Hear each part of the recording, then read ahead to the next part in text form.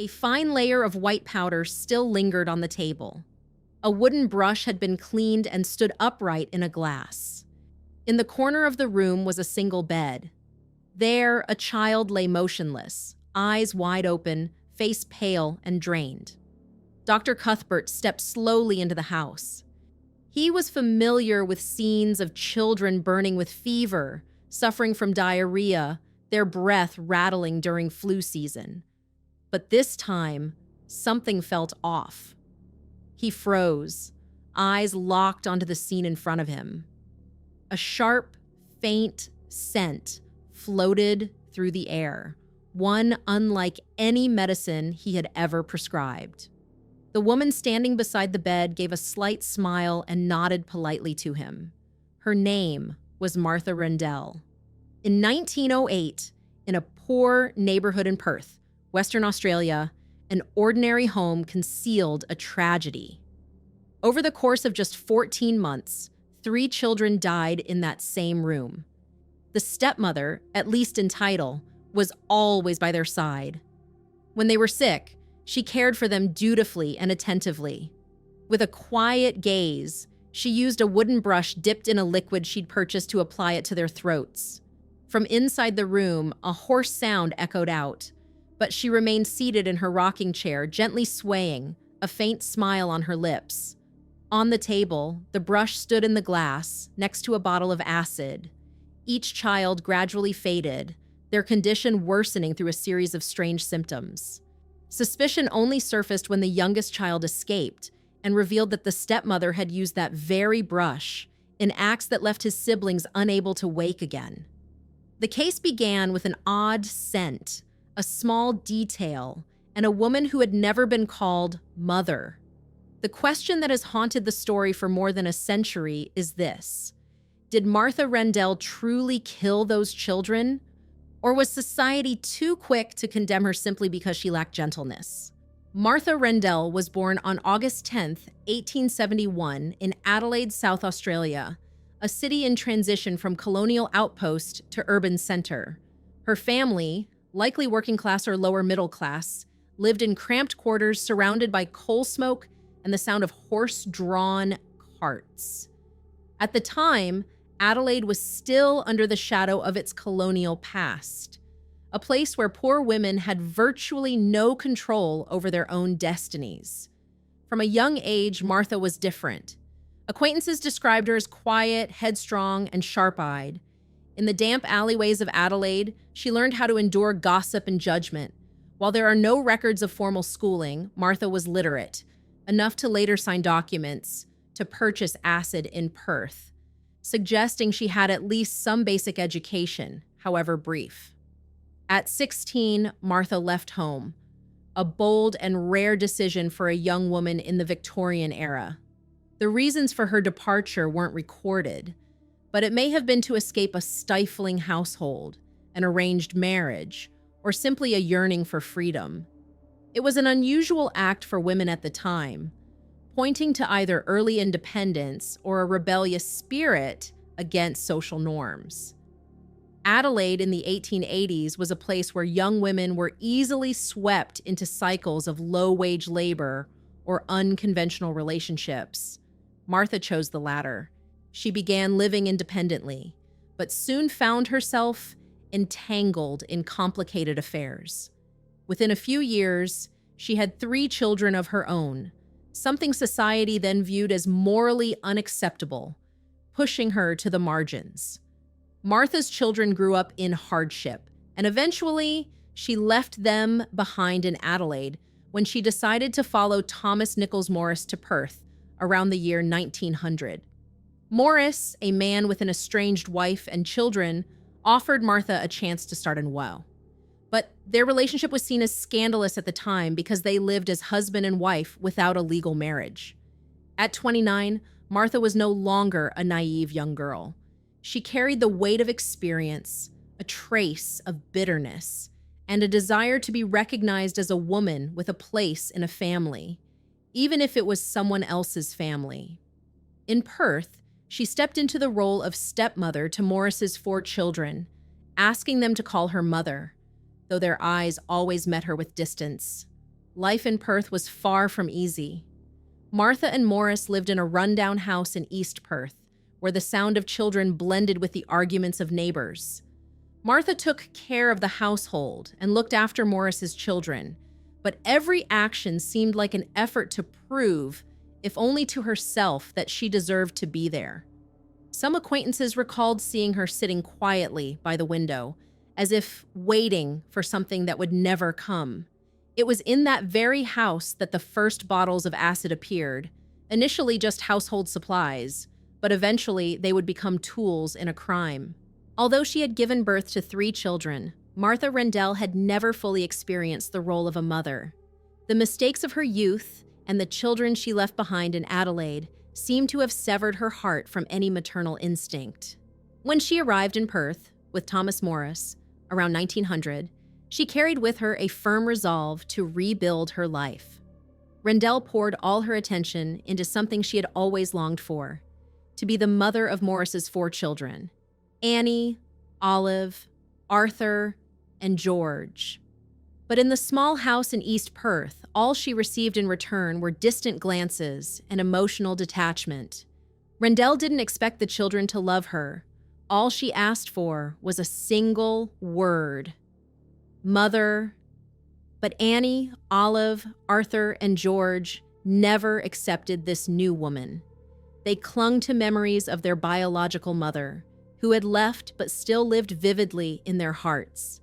Each time Rendell tried to come closer, to touch their hair or start a conversation, the children responded with wary eyes. That quiet rejection, day after day, etched itself into her like an invisible wound. Some nights, she would awaken to the sound of Olive's coughing, but would lie back down, as if the gap between them spanned 2 separate worlds. In that cramped house, the children's laughter echoed as they played together, but it fell silent the moment Rendell stepped into the room, as if she were a stranger misplaced in their family. Neighbors in East Perth only thickened the wall of isolation around Rendell. She looked after the children when they were sick, did the laundry, cooked meals, and cleaned the house, but none of it was ever acknowledged. They saw her through a lens of contempt, calling her a woman living in sin, a stain in the eyes of Victorian society. Whispered rumors spread throughout the neighborhood, painting her as cold, distant, and unfit for motherhood. One neighbor once said sharply, "She never truly smiled, just worked like a machine." Those judgmental glances and hushed conversations pushed Rendell into a blurred boundary, where she belonged neither to the family nor the community.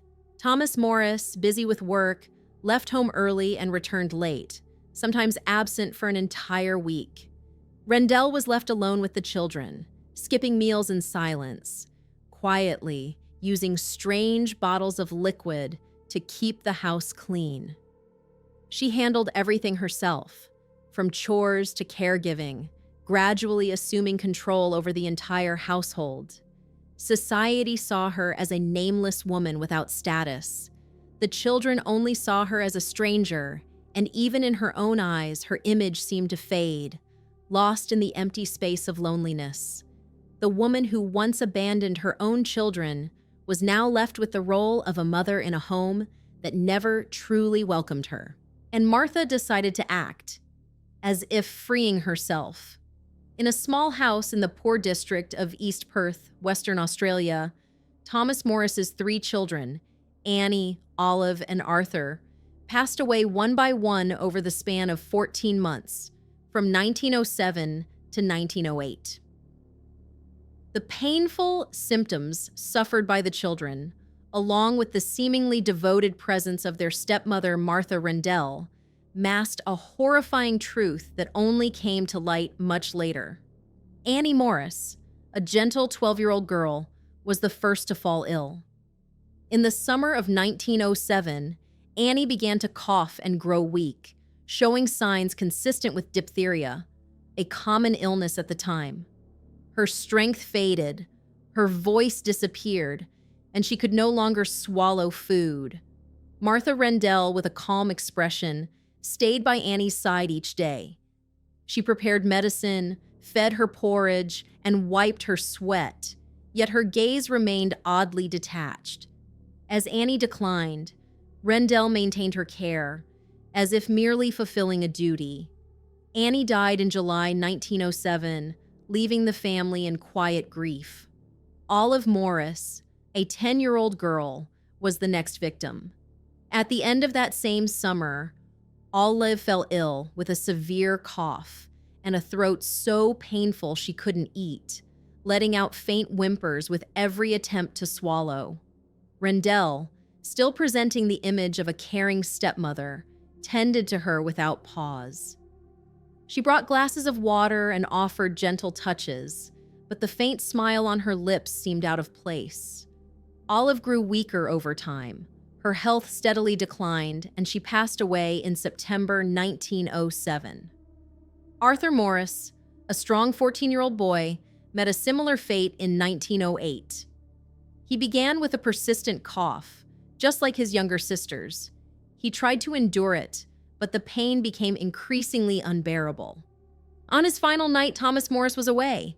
In the darkness, neighbors heard Arthur coughing violently, and Martha's soft voice whispering, "It's okay, Mama's here." Moments later, the boy called out faintly, his voice weak and unintelligible. The words were cut short. A door slammed shut. Arthur died in October 1908, and as before, Rendell remained calm, as if familiar with loss, quietly arranging his funeral. The neighbors, accustomed to diphtheria-related deaths, saw nothing unusual. Thomas Morris, often absent due to work, grieved but trusted Rendell completely. It wasn't until George, the youngest child, managed to escape that the truth began to surface. Hidden in the kitchen corner, the strange bottles of liquid pointed toward a chilling revelation, one buried beneath a facade of maternal care. However, the series of deaths inside that small house had left a crack, just waiting for the right moment to break open. The turning point came from George Morris, the 8-year-old youngest child who had survived. After Arthur's death, Rendell began applying her treatment method to George.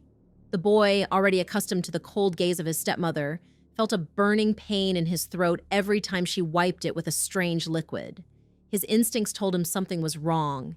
He could no longer endure the silent threat. One morning in early 1909, while Rendell was out, George slipped away from the stifling house and ran straight to the police station. With a trembling voice, he told officers that whatever his stepmother had used had caused his siblings great pain, something that made their throats burn. His statement, though youthful and uncertain, was like a spark that ignited a full investigation. At first hesitant, the police decided to look into the story of a child who had lost 3 siblings. Alongside George's testimony, another key figure stepped in: Dr. Cuthbert, who had examined Arthur's body after his death. While reviewing the medical records, he noticed something unusual. Arthur, a previously healthy boy, had symptoms of coughing, throat inflammation, and prolonged pain, but his condition didn't fully match diphtheria. The report noted severe throat damage, as if it had been affected by a caustic substance.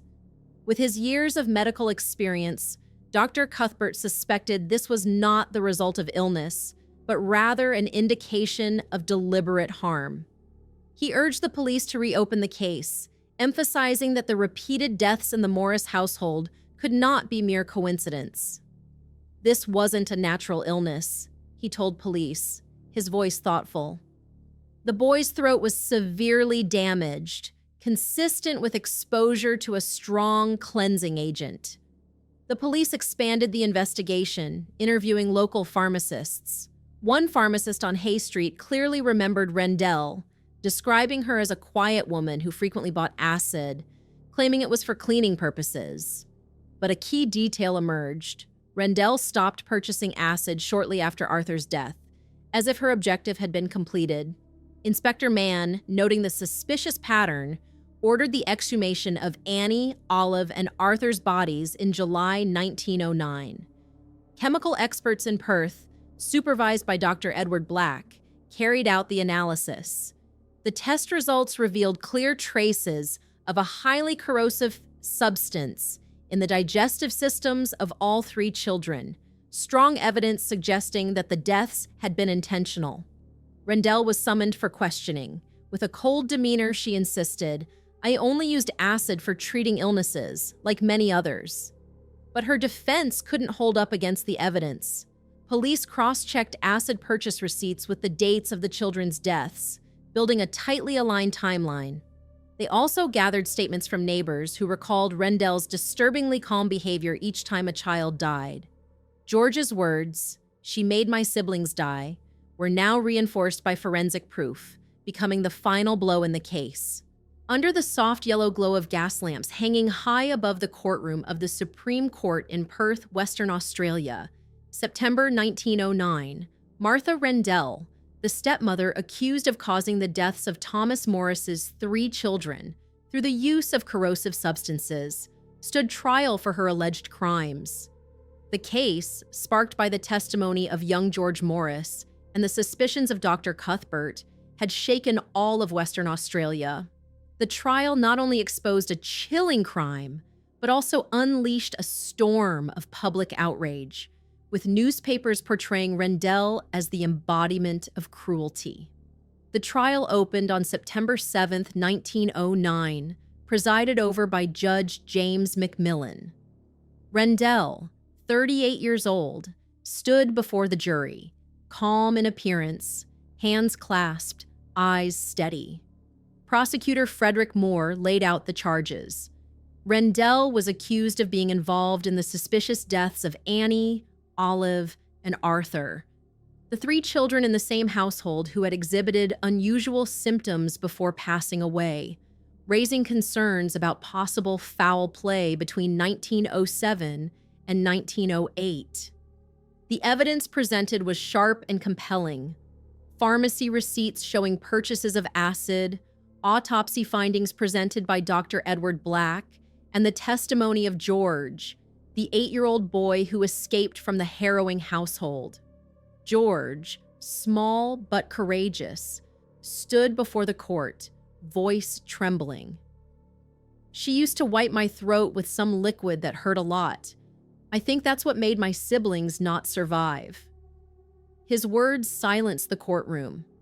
Prosecutor Moore proceeded to present receipts showing Rendell had regularly bought acid whenever the children fell ill, but stopped right after Arthur's death. Forensic results indicated severe internal damage, suspected to be linked to a corrosive substance. Rendell, defended by attorney James O'Connor, firmly denied the accusations. In a calm tone, she claimed, "I used acid to treat the children as many others did." But the defense didn't hold. Dr. Cuthbert, a key witness, testified, "The throat damage found in the victims could only have come from a corrosive agent, not diphtheria." Neighbors, summoned to testify, described Rendell as cold and emotionless, never showing grief when the children passed. One neighbor recalled, "She stood there looking at the coffin like nothing had happened." After 3 days of proceedings, the jury returned with a verdict on September 14, 1909. Rendell was sentenced to death for murder. As Judge McMillan read the sentence, she stood motionless, expressionless, as if she had accepted her fate. On October 6, 1909, Rendell was executed at Fremantle Prison, becoming the last woman in Western Australia to receive the death penalty. Thomas Morris, the father who had been largely absent during the tragedy, was acquitted. No evidence suggested he had any knowledge of Rendell's actions. The Western Australian press exploded after the verdict. Many newspapers labeled Rendell as the evil stepmother, describing her as a cold-blooded killer disguised as a caregiver. Some went so far as to depict the case as a chilling account of a woman led astray by vice and cruelty. These articles, with sharp and provocative language, turned Rendell into a symbol of evil, fueling public fury in Perth.